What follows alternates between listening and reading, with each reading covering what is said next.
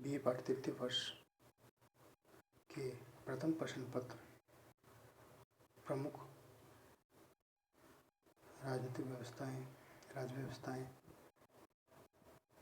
के टॉपिक अमेरिकी संविधान पर हमने पिछली क्लास में चर्चा की थी, जिसमें हमने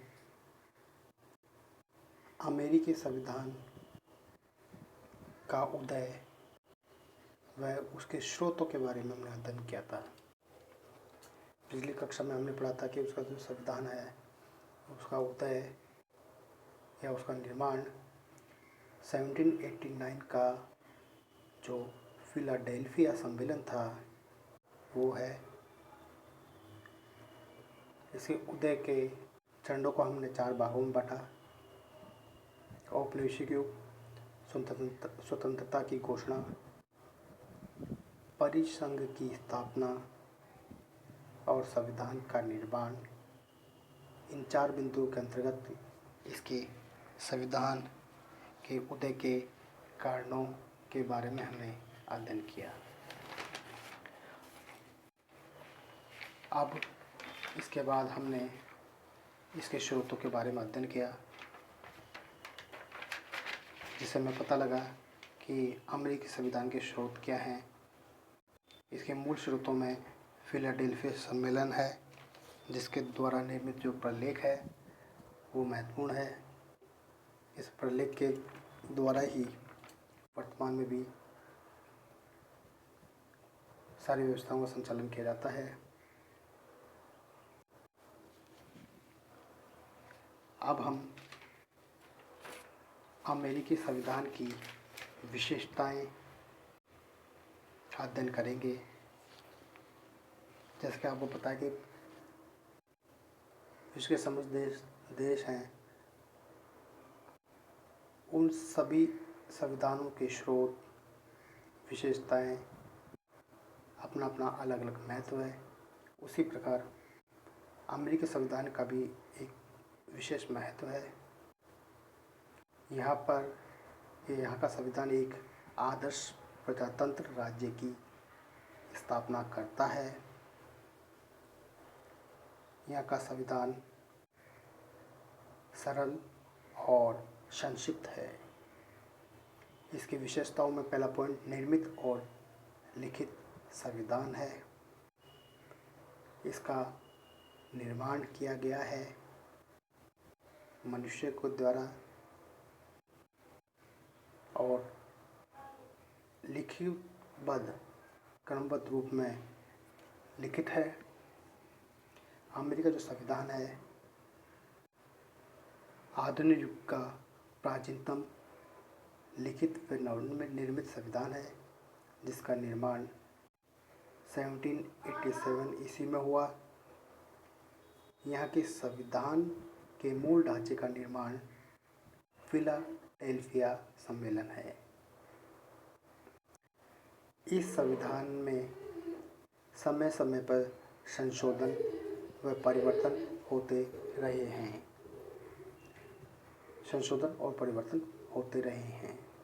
और इन संशोधन और परिवर्तनों ने इसके संविधान को विशेष महत्व प्रदान किया, क्योंकि जो फिलाडेल्फिया सम्मेलन था उसमें केवल संविधान का प्रारूप ही बनाया गया था, ठीक है, और अन्य बातों को या कहें कि भविष्य में क्या होगा, भविष्य की चीज़ों को भविष्य के ऊपर ही छोड़ दिया गया था। इस प्रकार यहाँ का संविधान निर्मित और लिखित संविधान है। अब हम इसके अगले पॉइंट, संविधान जो है यहाँ का वह संक्षिप्त संविधान है। तो इसका दूसरा पॉइंट संक्षिप्त संविधान। अब जैसे हम विश्व के अन्य देश देखते हैं वहाँ पे अनुच्छेदों की संख्या कहीं पे कितनी है, कहीं पे कितनी है। जैसे हम भारत के संबंध में देखते हैं तो जो भारत का मूल संविधान है उसमें 395 अनुच्छेद हैं, धाराएं हैं। तो उस देश का जिसमें जितने अनुच्छेद होते हैं वो उसकी विशालता को दर्शाता है। इसीलिए जो भारत का संविधान है वो विश्व का सबसे बड़ा संविधान है। अब हम अमेरिकी संविधान की बात करते हैं तो यहाँ का संविधान संक्षिप्त है। संक्षिप्त इसलिए है क्योंकि यहाँ पर केवल 7 अनुच्छेद हैं, जिसे हम आधे घंटे में पढ़ सकते हैं और पूरा यह संविधान 10 से 12 पृष्ठों में समाहित है। यह कहें कि इसमें कुल 400 शब्द हैं, केवल 400 ही शब्द हैं, इसलिए से आधे घंटे में पढ़ के हम समाप्त कर सकते हैं। ऑस्ट्रेलिया संविधान की बात करते हैं तो ऑस्ट्रेलिया का जो संविधान है वहाँ पर 128 अनुच्छेद हैं। कनाडा में 147 अनुच्छेद हैं और दक्षिण अफ्रीका में 153 अनुच्छेद हैं। संविधान संक्षिप्त इसलिए है क्योंकि जो इसका संविधान है उसमें केवल आधारभूत सिद्धांतों को ही या उसका ही प्रतिपादन किया गया। संविधान निर्माता थे वो जानते थे कि जो भविष्य के बारे में है उसके बारे में हम नहीं बता सकते, इसलिए केवल संविधान का मूल ढांचा ही उन्होंने तैयार किया और उसके अंदर जो रिक्त स्थान छोड़ा या रेखा बढ़ने का कार्य था वो आने वाली समय पर छोड़ दिया गया। मतलब कि भविष्य में जिस नियम की या जिस कानून की या जिस व्यवस्था की आवश्यकता पड़ेगी उस प्रकार इसमें परिवर्तन किया जा सकता है। अगला पॉइंट, कठोर संविधान। जो अमेरिका का संविधान है वो कठोर संविधान की श्रेणी में आता है।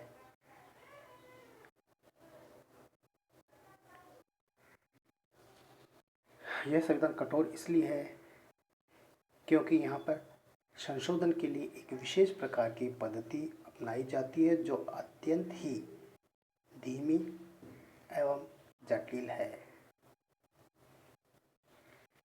इस कारण से यहाँ इतने वर्ष बीतने के बाद ये कहें कि इसके निर्माण से आज तक केवल इस संविधान में 27 ही संशोधन हुए हैं। केवल कितने संशोधन हुए? केवल 27 ही संशोधन हुए हैं। इसमें अनुच्छेद की संख्या है केवल 7 और संशोधन हुए 27। इन 27 जो संशोधन हुए हैं उनमें से 10 संशोधन तो ऐसे हैं जो इसके निर्माण के तुरंत बाद हुए थे। कितने संशोधन हुए थे? 10 संशोधन तो ऐसे हैं जो संविधान का निर्माण किया गया था उसके तुरंत बाद इसमें संशोधन किए थे। वो मौलिक अधिकारों के लिए थे, नागरिकों को जो मौलिक अधिकार प्रदान करते हैं उसके संबंध में ये 10 संशोधन किए गए थे। इसलिए यहाँ का संविधान अत्यंत कठोर संविधान बताया जाता है। अब हम अगला पॉइंट की ओर बढ़ते हैं जो है लोकप्रिय संप्रभुता पर आधारित। जो यहाँ का संविधान है वो लोकप्रिय है और संप्रभुता पर आधारित है। संविधान जो है स्वतंत्र आत्मनिर्णय का प्रतीक भी है। यहाँ का संविधान का निर्माण जनप्रतिनिधियों के द्वारा किया गया है और संविधान के द्वारा अंतिम सत्ता जो है, शासन की अंतिम जो सत्ता है वो जनता को ही प्रदान की गई है। मतलब लोगों की सहमति से इसका निर्माण हुआ है, जनप्रतिनिधियों ने इसमें भाग लिया है और उनको ही अंतिम सत्ता प्रदान की गई है। अगला जो पॉइंट आता है वो है संविधान की सर्वोच्चता। ये संविधान की सर्वोच्चता भी इसकी विशेषता को इंगित करती है। संविधान की सर्वोच्चता की जो बात है वो अमेरिकी संविधान के अनुच्छेद 6 जो इसका आर्टिकल 6 है उसमें संविधान की सर्वोच्चता का उल्लेख किया गया है। यहाँ का जो संविधान है यहाँ का सर्वोच्च कानून है। राष्ट्रपति हो चाहे कांग्रेस हो, सर्वोच्च न्यायालय हो, संघ की इकाइयाँ हों, सब इसके अधीन होती हैं और किसी को भी इसका उल्लंघन करने का कोई अधिकार प्रदान नहीं किया गया है। मतलब यह है कि संविधान सर्वोच्च, सबसे ऊपर है, इसके ऊपर कुछ भी नहीं है। अगला पॉइंट, गणतंत्र की स्थापना। गणतंत्र की स्थापना से तात्पर्य है अमेरिकी जो संविधान है वहाँ लोकतंत्र का जो अध्यक्ष होता है, या हम कहें कि जो जैसे कि ब्रिटेन है, ब्रिटेन में जो राजा बनता है वो एक वंशानुगत प्रक्रिया या वंशानुगत पद्धति पर आधारित होता है। वहाँ पर जो राजा होता है उसका जो पुत्र होता है वो राजा बनता है। जबकि अमेरिका जो संविधान है वहाँ पर इस प्रकार की वंशानुगत प्रक्रिया नहीं है। यहाँ पर जो राष्ट्रपति का चुनाव किया जाए वो निर्वाचित होता है, उसे राष्ट्रपति कहते हैं। जो जनता द्वारा चुना जाता है, या कहें कि जनता द्वारा जो निर्वाचक मंडल है उसके द्वारा, उनके सदस्यों के द्वारा इसका चुनाव किया जाता है। यहाँ का संविधान संघ व इकाई दोनों में गणतंत्र की स्थापना करता है। ये नहीं है कि संघ के लिए अलग किसी कानून के या संविधान की अलग व्यवस्था है, यहाँ पर किसी और के लिए अलग है। दोनों के लिए एक व्यवस्था लागू करता है, चाहे संघ हो या इकाई हो। अगला इसका पॉइंट आता है वो है संघात्मक शासन की स्थापना। संघात्मक शासन की स्थापना। अब यहाँ पे जो शक्तियों का विभाजन किया गया है वो केंद्र और राज्य दो जगह किया गया है। केंद्र को शक्तियों का विभाजन और राज्य में शक्तियों का विभाजन किया गया। विभाजन करने से तात्पर्य है कि जो शक्तियाँ हैं उनका बंटवारा कर दिया गया है, जिससे कि कोई भी किसी भी क्षेत्र अधिकार में किसी के कार्य में बाधा उत्पन्न नहीं कर सके। सब अपने अपने कार्य में लगे रहें और दूसरे के कार्य क्षेत्र में बाधा उत्पन्न ना कर सकें। जो यहाँ संघीय सरकार है वहाँ के जो विषय हैं उसमें राष्ट्रीय महत्व के विषयों को रखा गया है, और राज्य है उसके अंतर्गत स्थानीय महत्व के जो विषय हैं उन्हें रखा गया है। ठीक है, संघीय सरकार में राष्ट्रीय महत्व के विषय आते हैं, और सरकार है जो राज्य की सरकार है वहाँ पर स्थानीय महत्व के विषयों को सौंपा गया है। यहाँ का जो संविधान है वो संविधान की सर्वोच्चता की जो धारणा है उसको स्वीकार करता है। साथ ही संघात्मक व्यवस्था होने के कारण कठोर संविधान को भी अपनाया गया है, और संघ की आवश्यकता के अनुकूल यहाँ पर एक सर्वोच्च न्यायालय की स्थापना की गई है, जो संघ तथा राज्य दोनों के बीच में किसी भी प्रकार का जो विवाद उत्पन्न होता है, राज्य और केंद्र जो राज्य है या संघीय जो राज्य के मध्य जो भी कोई विवाद उत्पन्न होता है संवैधानिक मामलों के संबंध में, तो सर्वोच्च न्यायालय उस पर अपना डिसीजन देता है। संघात्मक के लक्षणों में यहाँ पर दोहरी नागरिकता है, संघीय व्यवस्थापिका है कि उच्च सदन है, सीनेट में संघ के राज्यों को समान प्रतिनिधित्व प्रदान किया गया है। दोहरी नागरिकता, यहाँ पर नागरिक हैं, यहाँ के जो अमेरिका के नागरिक हैं उनको दोहरी नागरिकता प्रदान की गई है, संघ की और राज्यों की। जैसे कि अपन भारत में रहते हैं तो भारत में एक ही नागरिकता प्रदान की गई है। यहाँ पे ऐसा नहीं है कि केंद्र में रहने वालों के लिए अलग है और स्टेट में रहने वालों के लिए अलग अलग राज्यों के अलग अलग नागरिकता है। यहाँ पर पूरे भारत में एक ही नागरिकता प्रदान की गई है। उसी प्रकार अमेरिका में लोगों को दोहरी नागरिकता प्रदान की गई है। अब इसका जो अगला पॉइंट, 8वां पॉइंट है वो है प्रतिनिधित्वात्मक लोकतंत्र की स्थापना। अब जो लोकतंत्र शासन व्यवस्था की बात करते हैं हम, तो उसमें जो दो लोकतंत्र शासन व्यवस्था है वो दो प्रकार की होती है। एक होती है प्रत्यक्ष लोकतंत्र और दूसरा होता है अप्रत्यक्ष लोकतंत्र या प्रतिनिधित्वात्मक लोकतंत्र जिसे हम कहते हैं। प्रत्यक्ष लोकतंत्र में जनता सीधे निर्वाचित करती है, अप्रत्यक्ष लोकतंत्र में जनता के द्वारा चुने गए प्रतिनिधियों के माध्यम से किया जाता है।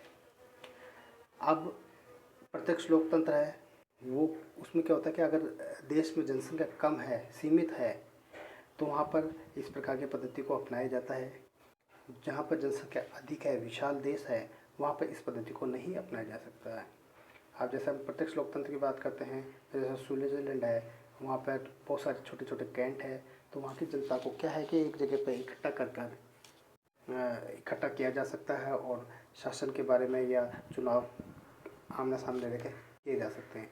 परंतु विशालता के कारण, जनसंख्या की विशालता के कारण इस जो प्रत्यक्ष लोकतंत्र है इसको अपनाया नहीं जा सकता, इसलिए यहाँ पर अप्रत्यक्ष लोकतंत्र को अपनाया गया है। जो सामान्य जनता है वो अपने प्रतिनिधियों के माध्यम से शासन में भाग लेती है, शासन का संचालन करती है।